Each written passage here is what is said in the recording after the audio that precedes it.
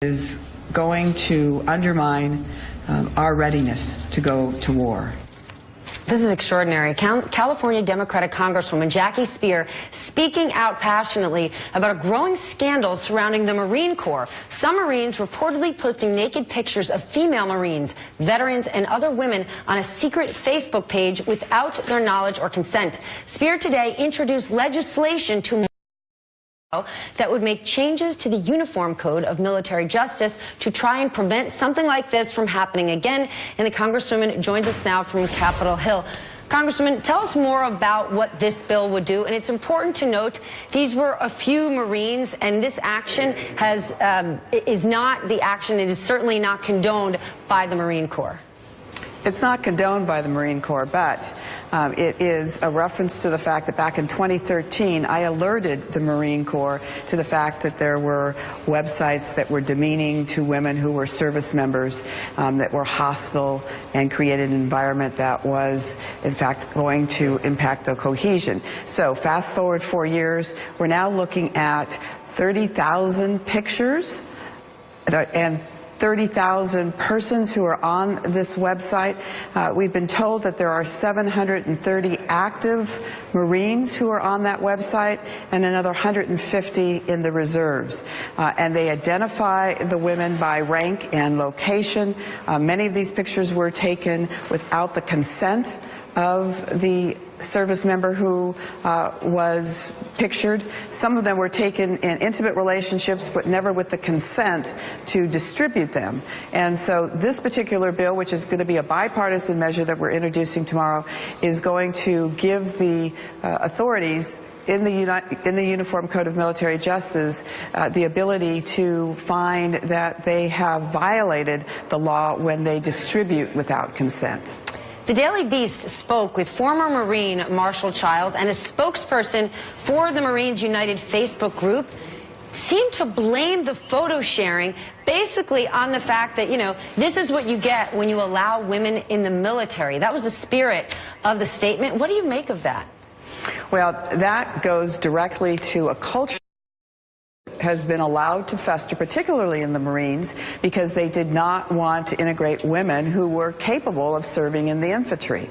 Now, they have to meet all the qualifications, and they have been somewhat resistant even when they do meet the qualifications. So there are 25% of the recruits today are women in all the military services. So women are here to stay in the military. They have a right to serve their country. They have a right to have the career opportunities associated with military service.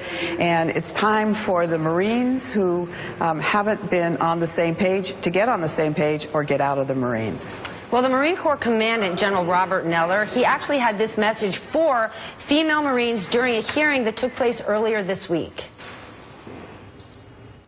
I would ask to take this opportunity to speak directly to every female in our Marine Corps, past and present. I know I'm asking a lot of you right now, but I ask you to trust the leadership of the Marine Corps to take action and correct this problem. I ask you to trust me personally as your commandant. And when I say I'm outraged that many of you haven't been given the same respect when you earn the title Marine. He says, trust me. Do you trust him or other Marine Corps leaders or, leaders of other branches of the armed forces to tackle this problem? Do you look at this problem as a small sanction, some bad apples, or is this across the Marine Corps or the armed forces and there needs to be real changes? So it's not just a few bad apples. There is a rotten culture in the Marines and probably in the other services as it relates to the way women service members are treated. I guess what I would say to General Neller and to the others is show us. I'm no longer willing to just hear words. I want actions. And I expect that this task force is also going to be membered by high-ranking persons within the Marines, and that there will be money spent to educate, and more importantly, when persons are identified as having violated this law, that they are separated from the military. There is no room in the military for people that want to undermine the system. Then do you support the efforts to take sexual assault cases out of the hands of commanders and moved to the hands of military prosecutors?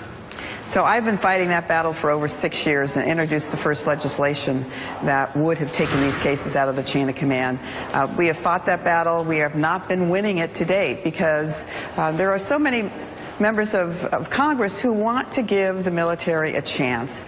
They also don't want to somehow be cross with the military for fear that it's going to make them look unpatriotic. Well, I want us to be patriotic to all the women who are service members as well. 20,000 sexual assaults to women and men in the military every year, and only 5,000 report for fear of retribution. I want to turn just before we go to the wiretap claims. On Monday, James Comey is set to testify. What do you expect to hear? Are you ready to close this thing down? I think what we're going to hear about the wiretapping, I actually think this issue was a non-issue. This was an effort by our president once again to deflect from the more serious issues relating to collusion by persons within the Trump orbit in terms of trying to undermine our elections. The relationships continue to be revealed, almost like peeling back an onion. And I think that's where our focus has to be. We have to understand why it is that Russia wants to meddle in our elections. All right, Congresswoman, thanks so much for sharing your thoughts today. I appreciate it. Thank you. All right, we're going to